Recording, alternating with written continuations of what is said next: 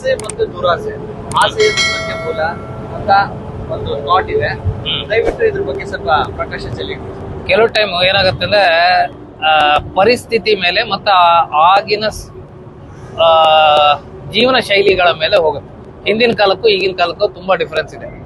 ಆಸೆಯ ದುಃಖಕ್ಕೆ ಮೂಲ ಹೌದು, ಆದ್ರೆ ಇನ್ನೊಂದು ಆಂಗಲ್ ಅಲ್ಲಿ ನೋಡಿ, ಪ್ರಪಂಚ ನೋಡಿ ಈಗ ಏನಿದೆ ಈ ಪ್ರಸ್ತುತದಲ್ಲಿ ನೋಡಿದ್ರೆ, ಆಸೆ ಪಡದೆ ಹೋದ್ರೆ ಸುಖ ಎಲ್ಲಿಂದ ಬರುತ್ತೆ? ಚಾನ್ಸೇ ಇಲ್ಲ. ಆಸೆನೆ ಸುಖಕ್ಕೆ ಮೂಲ. ಆಸೆ ಇಲ್ಲದೆ ಹೋದ್ರೆ ಸುಖ ಪಡಕ್ ಆಗದೇ ಇಲ್ಲ. ಈಗ ನಾವು ಮದುವೆ ಆಗಬೇಕು ಅನ್ನೋ ಆಸೆ ಇದ್ರೆ ಮದುವೆ ಆಗತ್ತೆ, ಆ ಆಸೆನೇ ಇಲ್ಲ ಅಂದ್ರೆ ಮದುವೆ ಆಗಲ್ಲ. ಮಕ್ಕಳಾಗಬೇಕು ಅಂದ್ರೆ ಆಸೆ ಇರ್ಬೇಕು, ಇದ್ರೆ ಮಾತ್ರ ಮಕ್ಕಳಾಗತ್ತೆ, ಹೌದಾನೆ?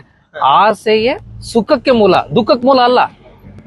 ಆದರೆ ಮುಂದುವರೆದ ಭಾಗ, ದುರಾಸೆಯೇ ದುಃಖಕ್ಕೆ ಮೂಲ. ಈಗ ಅತಿಯಾಗಿ ಈಗ ಒಂದು ಏನೋ ಬೇಕು, ತಿನ್ಬೇಕು, ನಾನು ಸ್ವಲ್ಪ ತಿಂದ್ರೆ ಓಕೆ, ಇಲ್ಲ ನಾಳೆಗೂ ಬೇಕು, ನಾಡಿದ್ದಗೂ ಬೇಕು, ಇವತ್ತು ಯಾರಿಗೂ ಬೇಡ, ನಾನೇ ಅಷ್ಟು ತಿಂತೀನಿ ಅಂದ್ರೆ ದುರಾಸೆ ಆಯ್ತು. ಆ ದುರಾಸೆ ಯಾವ್ದಕ್ ಮೂಲ? ದುಃಖಕ್ಕೆ ಮೂಲ. ಅದು ಇಟ್ಕೊಂಡಿದ್ದು ಅಳಸೋಗುತ್ತೆ ನಾಳೆಗೆ.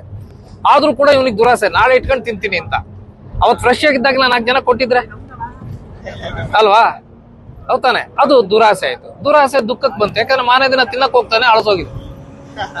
ಅದು ವಸ್ತು ಇರ್ಬೋದು, ಆಹಾರ ಇರ್ಬೋದು, ವಿಷಯ ಇರ್ಬೋದು, ವ್ಯಕ್ತಿ ಇರ್ಬೋದು, ಸಿಚುವೇಶನ್ ಇರ್ಬೋದು, ಅಥವಾ ಪ್ಲೇಸ್ ಇರ್ಬೋದು, ಎಲ್ಲವಕ್ಕೂ ಅಪ್ಲಿಕಬಲ್. ಸೊ ಆಸೆಯೇ ಸುಖಕ್ಕೆ ಮೂಲ, ದುಃಖಕ್ಕೆ ಮೂಲ ಅಲ್ಲ. ದುರಾಸೆ ಮಾತ್ರ ದುಃಖಕ್ಕೆ ಮೂಲ. That it.